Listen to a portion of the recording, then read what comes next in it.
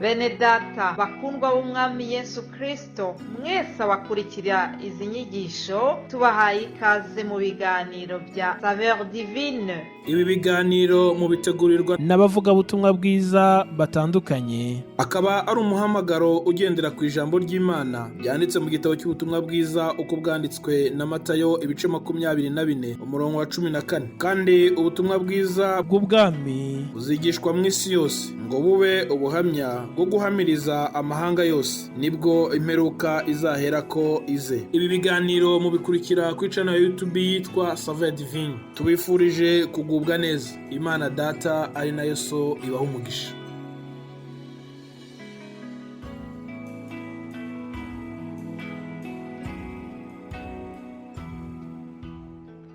Yesu ashimwe bene data, nk'uko mubizi ni Florien musangira ijambo ry'Imana kuri Saveur Divine. Uyu munsi turasangira ijambo ry'Imana riboneka muri Yohana wa mbere, urwandiko rwa mbere rwa Yohana, ibice byaho 4 umurongo wa 7. Reka dusome mu izina rya Yesu. Bakundwa, dukundane kuko urukundo ruva ku Mana. Umuntu wese ukunda yabyawe n'Imana kandi azi Imana. Udakunda ntazi Imana kuko Imana ari urukundo. Iki nicyo cyerekanye urukundo rw'Imana muri twe, nuko Imana yatumye umwana wayo w'ikinege mu isi kugira ngo tubone uko tubeshwaho nawe. Muri iki nimwe urukundo ruri, si uko twebwe twakunze Imana, ahubwo nuko Imana ariyo yadukunze igatuma umwana wayo kuba impongano y'ibyaha byacu. Mwakire neza ijambo ry'Imana. Iri jambo ry'Imana turi kuganira ni ijambo urukundo. Bundi abantu benshi bakunda urukundo, bakunda gukundwa. Mbese n'umuntu udakunditse uramutse umukunze cyane bigeraho bikamunezeza. Hari abantu bababaye cyane, bahuye n'ibintu bakaba barakare, isi yarabarakaje, ariko iyo umuhasi urukundo ageraho nawe akumva ruraryoshye. Urukundo rero abantu benshi bararwitiranya. Bibiliya idusobanuriye neza definisiyo y'urukundo. Hano kuri uyu murongo wa 10 haravuga ngo muri iki ni mu rukundo ruri, si uko twebwe twakunze Imana, ahubwo nuko Imana yo yadukunze igatuma umwana wayo kuba impongano y'ibyaha byacu. Iyi niyo definisiyo ubundi y'urukundo. Abantu benshi iyo bibananiye icyakora bagerageza gukora iby'urukundo, ariko Bibiliya Yohana arimo yandika uru rwandiko. Uyu Yohana mbibutse ko uyu Yohana ari intumwa ya Yesu, akaba ari nayo ntumwa ya Yesu yashaje. Izindi zose bazigiriye nabi, ariko iyi yo Yohana yari afite isezerano ko atazapfa. Uyu Yohana kandi ni umwe watawe ku kirwa Patimo bamuhora Yesu. Uyu Yohana yari afite amateka yagiranye na Yesu. Aha rero ni umuntu umwe nakwita ko Bibiliya yaduhaho nka referanse yuko aramutse atubwiye ikintu twakizera nk'ukuri, kuko ni experimente. Ni umuntu ufite experience y'ubuzima bwa Yesu, y'imikorere y'Imana, kuko yabanye nayo imyaka myinshi. Uyu niwe wabashije kubana na Yesu igihe kirekire. Na ziriya nzandiko zose, ririya yerekwa yagiriye ku kirwa Patmos cy'ibyahishuwe, ni ikimenyetso cyerekana ko amagambo yivugiye afite fondasiyo, afite icyo ashatse kuvuga. Aha rero ni nk'uko waba uri imbere y'umwarimu waminuje, wenda mbaho urugero, umwarimu umaze imyaka 25 yigisha Harvard, akaza gutanga nk'ikiganiro ahantu. Mu by'ukuri avuze iyo CV, umuntu wese ahita yumva ko ibyo ari kuvuga bizi. Uyu Yohana rero nawe ni umuntu wabanye na Yesu igihe kirekire. Yesu aragenda akomeza kujya agendererwa nawe, abona amakuru y'ijuru. aha rero ni umwe mu babashije gusobanura urukundo. Yesu ajya kugenda yasize amategeko, ariko itegeko rikomeye yasize riruta ayandi ni urukundo, ariko abantu ntibabasha kurwumva, ntibasobanukirwa. Umuntu arakizwa, agakizwa imyaka myinshi ariko atagira urukundo. Ndagira ngo mbabwize ukuri ko ibyo bingana no kudakizwa, kuko nta muntu utagira urukundo uzajya mu ijuru. Ntibishoboka.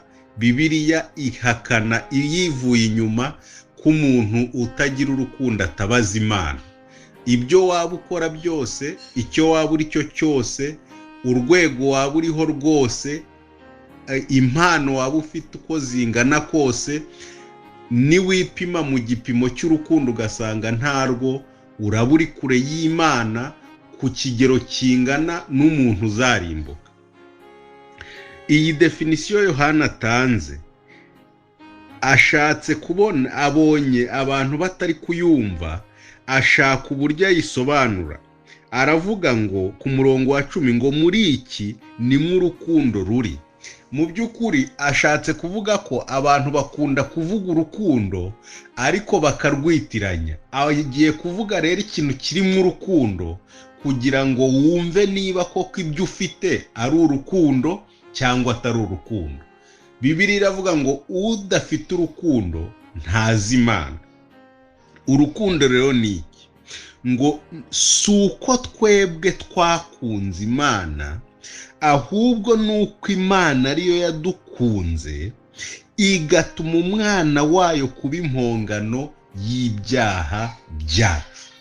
Twibukiranye ko uyu mwana ari ikinege, uyu mwana ari Imana itarigeze ihura n'imibabaro, ijuru ryarimo amahoro, ariko agiye kugubwa nabi kubw'urukundo. Uru rukundo rero ruvuze iki hano? Abantu bagomeye Imana, bagomera Imana, barayisuzugura, barayanga, kugeza ubwo Imana yicuza icyatumye irema umuntu, ariko urukundo rurayisaga. Urukundo rero rugaragarira mu kihe Yohana avuze? Aravuze ngo suko twe twakunze Imana, twarayanze. Contraire yo gukunda, ikinyuranyo cyo gukunda ni ukwanga. Twarayanze tugera ku rwego twumva ko tuyanze nyabyo, ariko yo idukunda ibiherekeresheje imirimo yo kwitanga ubwayo. Urukundo rero ni ukuba wakwitangira umuntu mubi kuruta abandi bose ubona imbere yawe, ukumva umufitiye impuhwe, ukumva wamukura mu kaga, ukumva warihira abana be minerivare, ukumva wamushakira umufiyanse, ukumva wamugemurira arwaye, ukumva wajya kumubera umuhamya umufunguza muri gereza, ukumva wamutunga iwawe mukabana, ukumva wamwiyegereza nk'uwa mbere. Ngurwo urukundo Yesu arimo avuga yabuze mu bantu, kandi aracyari kurushaka, kandi azaruhuka ari uko arukubonyemo, kuko ukeneye kuba umwana w'Imana nyakuri. Aravuze rero ngo Imana yo twe twarayanze, ariko iradukunda kugeza ubwo itanze umwana wayo w'ikinege, aza kuba impongano. Impongano, twibukiranye ko impongano ni ikintu utanga mu cyimbo cy'ikindi.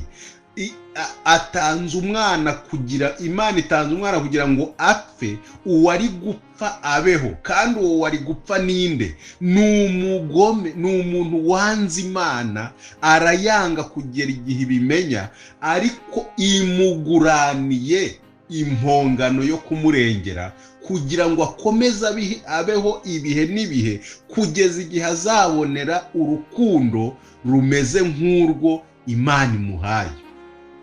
Ngibyo ibyo bita urukundo, nibyo Yohana yanditse atwandikira atubwira ngo bene data bakundwa, dukundane kuko urukundo ruva ku Mana. Ngurwo urukundo ruva ku Mana, ni urukundo rubibwa.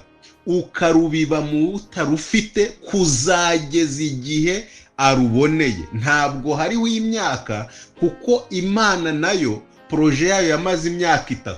Wowe rero nturanakunda ukwanga amezi 2. Komeza rero wigana Imana, nicyo nkwifuriza, kandi Imana iduhana umugisha. Reka dusenga Imana, dusaba Imana imbaraga. Mana Data wa twese, iri jambo ni iryawe, kandi impamvu uriduhaye ni ukugira ngo uryumva rimukize. Twese tukeneye urukundo, uruduhane n'abera bose, mu izina rya Yesu Kristo umwami wacu. Amen.